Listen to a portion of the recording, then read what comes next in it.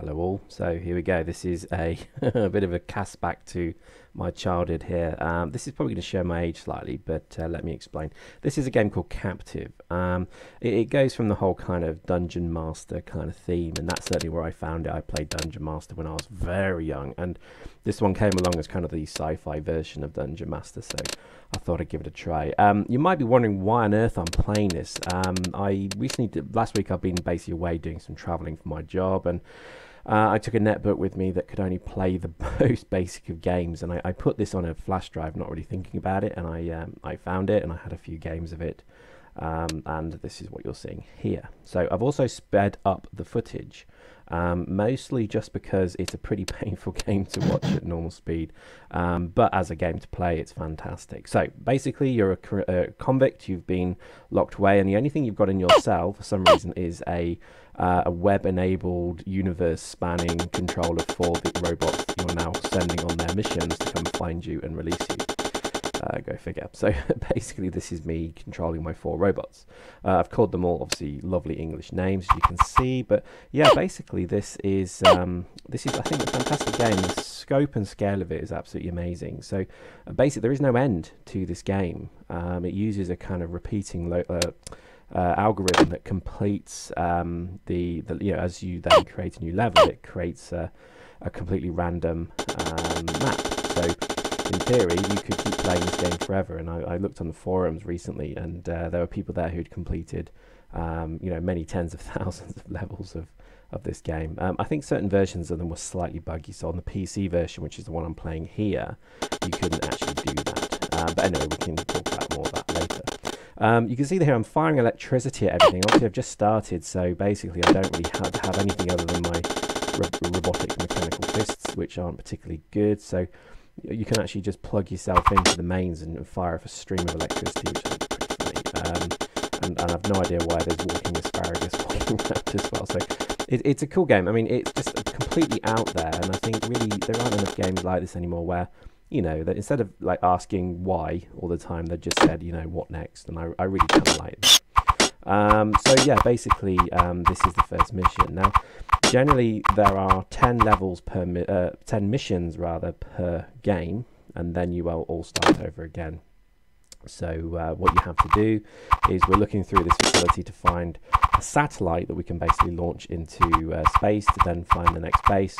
And as we go along with each base, we're then blowing it up. So we've actually got some TNT on the way. Now there are also shops on the way, as you can see there. That's a shopkeeper who obviously don't mind getting blown up because they seem to be all over the place and very helpful.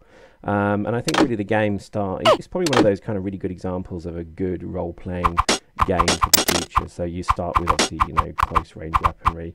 You then start to move into handguns and things like that, and then all of a sudden you're into things like machine guns, laser rifles, cannons, and things like that. So again, it just baffles me the amount of effort that must have gone into the design, not so much of levels because obviously they're generated, but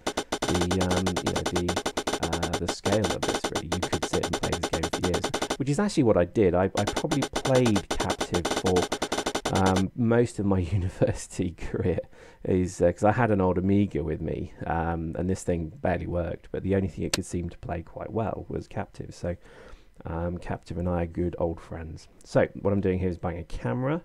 You'll see why in just a moment. These are fantastic things.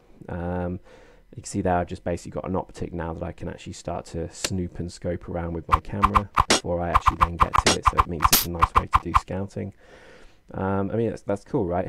What other game has done that you can think of that's this old and this good?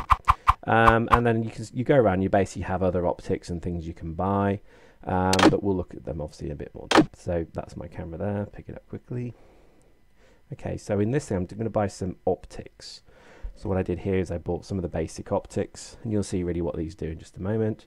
That's an ag scan, so that shows me how much damage I do, and this one I think was a compass, so I'm actually able to then see what's north, south, east, west, and so on. So again, all pretty standard stuff, but just again fantastically done, lots of detail, and it's a very satisfying kind of game. So in there you can see I'm actually scouting with the camera there, and in this case I'm closing the door on these.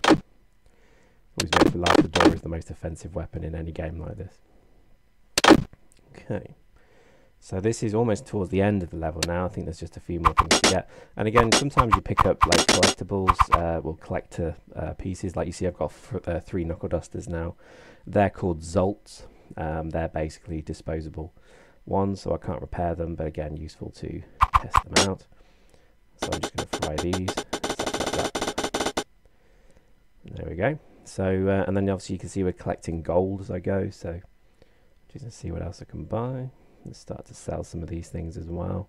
But basically, yeah, you can see it's you know, a run and gun, you know, loot and grab and so on. Okay, so by this point, so you see here I can actually buy some like good weaponry now, but I won't do that. I'll do that next time.